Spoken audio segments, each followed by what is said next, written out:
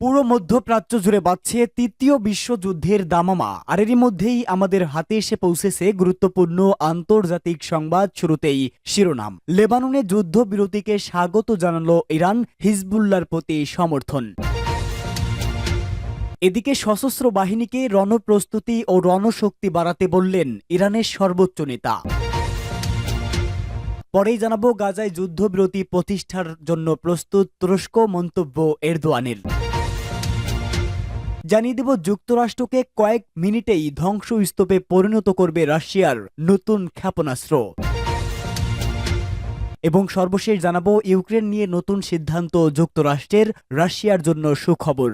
এতক্ষণ শুনছিলেন সংবাদ শিরোনাম, এবারে বিস্তারিত। তবে তার আগে প্রতিদিনের আপডেট আন্তর্জাতিক সংবাদ সবার আগে পেতে ভিডিওটিতে একটি লাইক দিয়ে চ্যানেলটি সাবস্ক্রাইব করার অনুরোধ রইল। লেবাননের যুদ্ধবিরতিকে স্বাগত জানালো ইরান, হিজবুল্লাহর প্রতি সমর্থন। লেবাননের ইসলামী প্রতিরোধ আন্দোলন হিজবুল্লাহ এবং ইহুদিবাদী ইসরায়েলের মধ্যে স্বাক্ষরিত যুদ্ধবিরতি চুক্তিকে স্বাগত জানিয়েছে ইসলামী প্রজাতন্ত্র ইরান।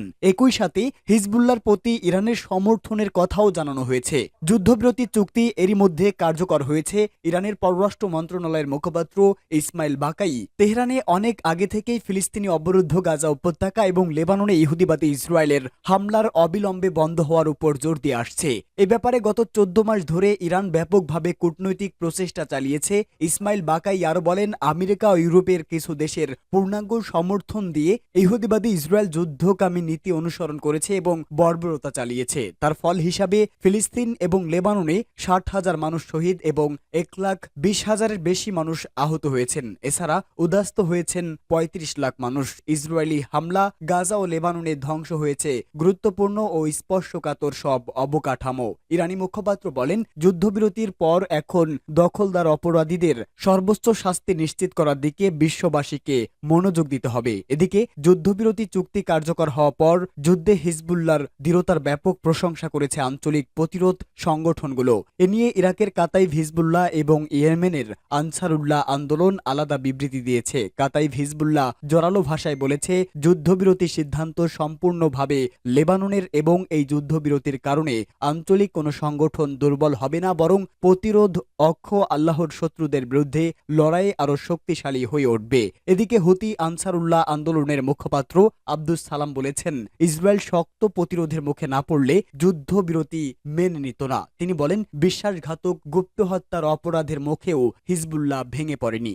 সশস্ত্র বাহিনীকে রণপ্রস্তুতি ও রণশক্তি বাড়াতে বললেন ইরানের সর্বোচ্চ নেতা। ইসলামী প্রজাতন্ত্র ইরানের সর্বোচ্চ নেতা আয়াতুল্লাহ উজ্জামা খামেনি বলেছেন, সশস্ত্র বাহিনীর সবচেয়ে গুরুত্বপূর্ণ দায়িত্ব হল রণপ্রস্তুতি ও রণশক্তি বৃদ্ধি করা। ইরানের নৌবাহিনীর বেশ কয়েকজন কমান্ডার ও কর্মকর্তারা আজ সর্বোচ্চ নেতার সঙ্গে দেখা করতে গেলে তিনি এই আহ্বান জানান। সর্বোচ্চ নেতা বলেন, বর্তমান বিশ্বে নৌবাহিনী একটি গুরুত্বপূর্ণ শক্তি। সশস্ত্র বাহিনী, বিশেষ করে নৌবাহিনীর সকল কর্মকাণ্ড ও পরিকল্পনায় এই বাহিনীর প্রস্তুতি ও রণশক্তি বৃদ্ধির বিষয়টি গুরুত্ব পাওয়া উচিত। আয়াতুল্লাহ খামেনি বলেন, রণশক্তি বাড়লে শত্রুরা আক্রমণ করা থেকে বিরত থাকে। যারা ইরানের অকল্যাণ কামনা করে তাদের সামনে দেশের রণশক্তিকে এমনভাবে তুলে ধরতে হবে যাতে তারা বাস্তবিক অর্থেই এটা উপলব্ধি করে যে সংঘাতে জড়ালে তাদেরকে চড়া মূল্য দিতে হবে।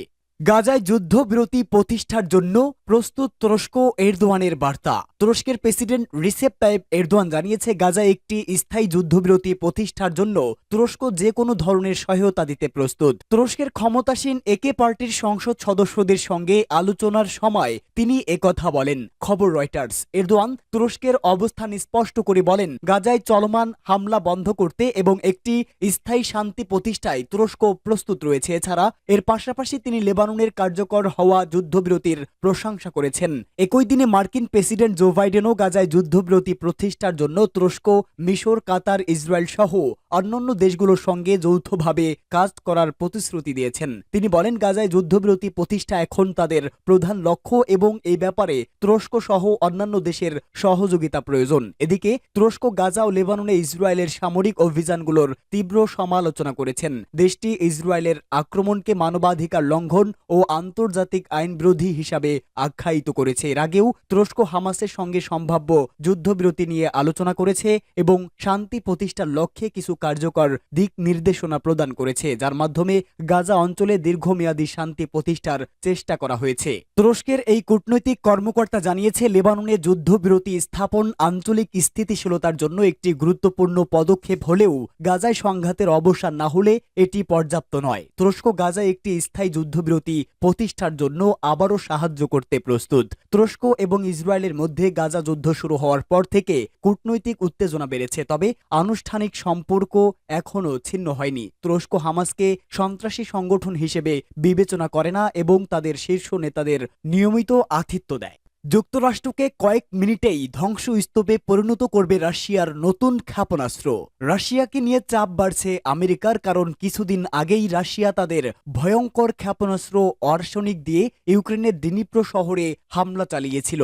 তাতেই প্রায় ধ্বংসের মুখে পড়েছে ইউক্রেনের এই শহরটি। তাই এই ক্ষেপণাস্ত্র দিয়ে রাশিয়া যদি আমেরিকার উপর হামলা চালায় তাহলে কয়েক মিনিটেই ধ্বংসস্তূপে পরিণত হয়ে যাবে গোটা দেশটি। আর তা নিয়ে বাড়ছে চিন্তা, রাশিয়া যদি আর বিভিন্ন এলাকা থেকে এই ক্ষেপণাস্ত্র উৎক্ষেপণ করে তাহলে আমেরিকার প্রায় 9টি সামরিক ঘাঁটি ক্ষতিগ্রস্ত হবে, আর তাতেই শুরু হতে পারে বিশ্বযুদ্ধ। সেই জন্য বর্তমানে রাশিয়াকে নিয়ে বেশ চিন্তা করছে মার্কিন প্রশাসন। দক্ষিণ রাশিয়া থেকে যদি এই ক্ষেপণাস্ত্রটি ছোড়া হয় তাহলে মাত্র 11 মিনিটের মধ্যে 2100 কিলোমিটার দূরত্বে কুয়েতের আমেরিকান সামরিক ঘাঁটিতে পৌঁছাবে, আর সেখানে থাকা মার্কিন পঞ্চম নৌবহরে সদর দপ্তর ভয়াবহ ক্ষতিগ্রস্ত হবে। রাশিয়া কামচাটকা থেকে এই ক্ষেপণাস্ত্র নিক্ষেপ করলে 12 মিনিটের মধ্যে 2400 কিলোমিটার দূরে আলাস্কার আমেরিকান বিমান ঘাঁটিতে পৌঁছাবে, আর সেখানে থাকা মার্কিন নৌবাহিনীর উপর ভয়াবহ আঘাত হানবে। চুকোটকা থেকে ক্ষেপণাস্ত্র উৎক্ষেপণ করা হয়, তা 23 মিনিটের মধ্যে 4700 কিলোমিটার দূরে থাকা সাইলোতে পৌঁছাবে, আর তাতেই বড়সড় ক্ষতির মুখে পড়বে আমেরিকা।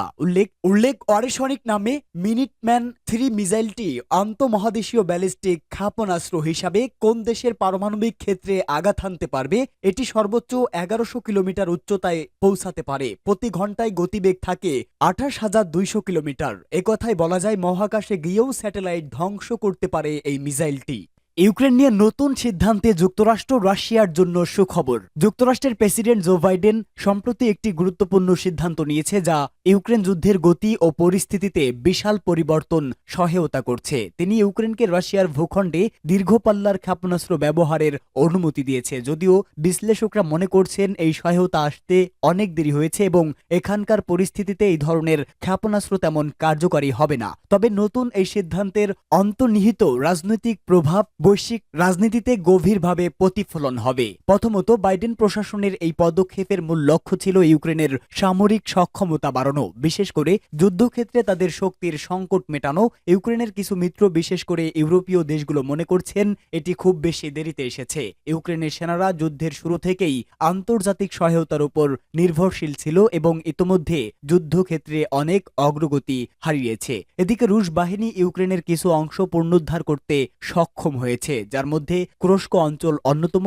রাশিয়া যখন কুরস্কের মতো গুরুত্বপূর্ণ অঞ্চল পুনর্দখল করেছে তখন ইউক্রেনের সামরিক শক্তি এবং বাহিনীকে শক্তিশালী করার জন্য এমন পদক্ষেপ নেওয়া উচিত ছিল আরও আগে। এরই মধ্যে মার্কিন প্রশাসনে এক নতুন সংকট দেখা দিয়েছে। যুক্তরাষ্ট্রের কিছু কর্মকর্তার ধারণা খুব শীঘ্রই ইউক্রেনকে রাশিয়ার সঙ্গে শান্তি আলোচনা করতে বাধ্য করা হবে। এমনকি রাশিয়া দখল করা এলাকাগুলোর উপর ইউক্রেনকে দাবি ছাড়তেও বাধ্য হতে পারে। এর পেছনে সবচেয়ে বড় কারণ হিসাবে বিশ্লেষকরা মার্কিন প্রশাসনের ক্রমবর্ধমান অবরোধ এবং কূটনৈতিক চাপের কথা বলেছেন। এদিকে 2025 সালের জানুয়ারিতে যুক্তরাষ্ট্রের রিপাবলিকান নেতা ডোনাল্ড ট্রাম্পের হোয়াইট হাউসের দায়িত্ব গ্রহণ করবেন। ট্রাম্প নির্বাচনের আগে রাশিয়া ইউক্রেন যুদ্ধ বন্ধের প্রতিশ্রুতি দিয়েছিল এবং মার্কিন কর্মকর্তারা মনে করছেন তার প্রশাসন ইউক্রেনের সামরিক সহায়তা বন্ধ করে দিতে পারে। যদিও এমনটি ঘটে তবে ইউক্রেনের জন্য একটি বড় বিপদ হতে পারে, কারণ তাদের সামরিক সক্ষমতা অনেকটাই নির্ভরশীল আমেরিকার উপর।